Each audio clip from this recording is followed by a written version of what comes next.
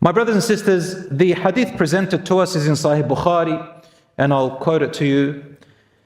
The Prophet ﷺ said, "The matter of creation of a human being is put together in the womb of the mother in 40 days.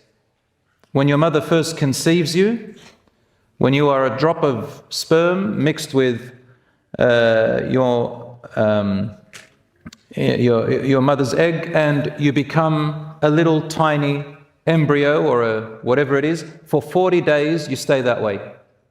The Prophet ﷺ says, "And then he becomes a clot of thick blood for a similar period, for another 40 days. That's now 80 days. So you change your form slightly. And then a piece of flesh for a similar period. You become like a little flesh with no face yet, just something that is a creature that cannot be identified very well, except of course with new technology, for another 40 days. That's 120 days. Then he said, then Allah sends an angel who is ordered to write 4 things. He is ordered to write down his, meaning the new creature in the stomach, you and I, to write down your deeds, everything you're ever going to do. Number 2, his livelihood, everything you're going to earn in your lifetime. His date of death, exactly when you're going to die, it will not be changed. And whether he or she will be blessed or wretched in religion. Then the soul is breathed into him or her. That's when you become a living being with a soul and a body, 120 days. What does this mean? That Allah has written all this stuff. Because a person can look at that and say, so everything I do, Allah decided it, I have no choice? The answer is no, it's the other way around. Allah's knowledge of you in your future, He knows what you're going to do. And He tells the angel at that point, write down what I already know, in other words, that has been written in the preserved tablet. Why does Allah write it? Because there is a wisdom, there's a way that Allah runs this world and the way the system works. Number 1, Allah subhanahu wa ta'ala knows, then He writes, then He preserves, then He creates, then He makes it happen. The way He makes it happen is, first of all, it is written. Where's it written? Allah only knows. By whom? By the angels. Why? Because the angels have a job to do. They're going to carry out certain things that are going to facilitate what happens in your life. Based on what? Based on Allah's prior knowledge of what you're going to become. Like a time machine going to the future, seeing what you're going to do, and then writing everything you're going to do, and then coming back into the past, and there you have it. You have a report of what you're going to do in your future. Allah does that because it gets created. That's the only way things get created. By Allah knowing them, writing them, creating them, willing them. Therefore, your deeds are your choice. Number 2, His livelihood. All the provision you're going to get has been set by Allah. How much money you're going to earn throughout your life, the time that you have, the resources that you're going to get, the health that you're going to have, all the different types of provisions that you're going to get in your life. They have been set within a boundary, again, based on Allah's knowledge, and a few other things we're going to explain. And also, your time of death. There are people who try to take their own life, but they don't die.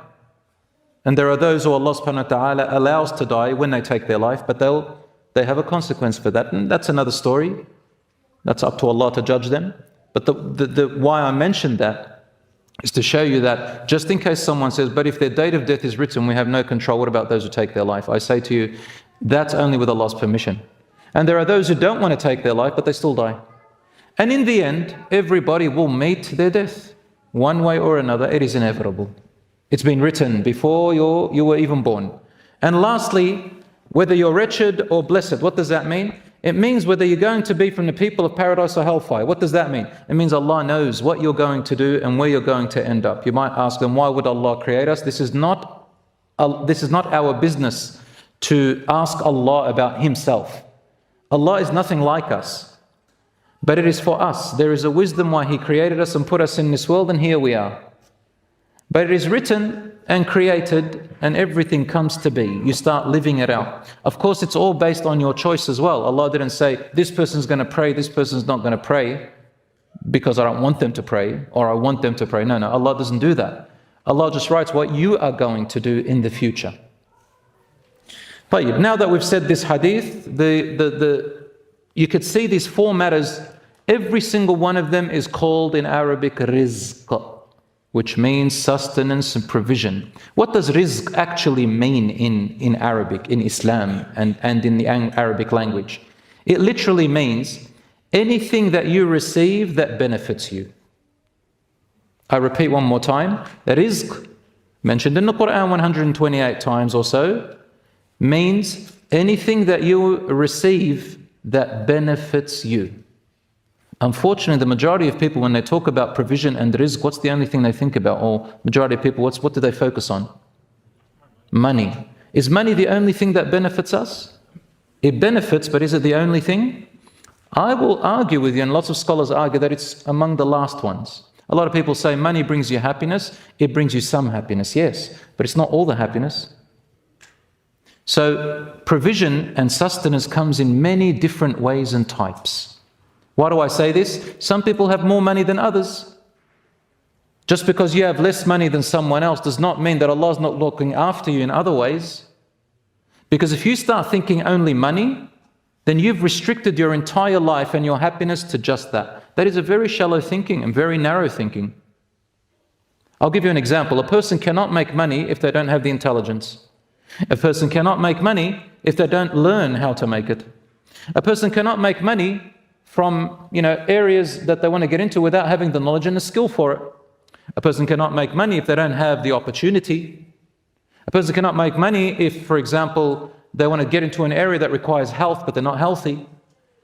So everybody has their own sustenance in a way that Allah knows you need it, and use that to your advantage as much as you can.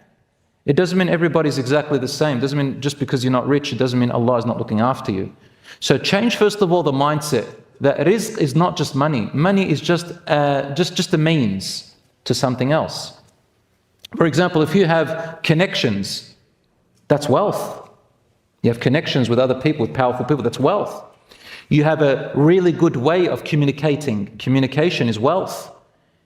People are making amazing careers out of insignificant things, such as knowing how to use AI and the internet, social media. Isn't that correct?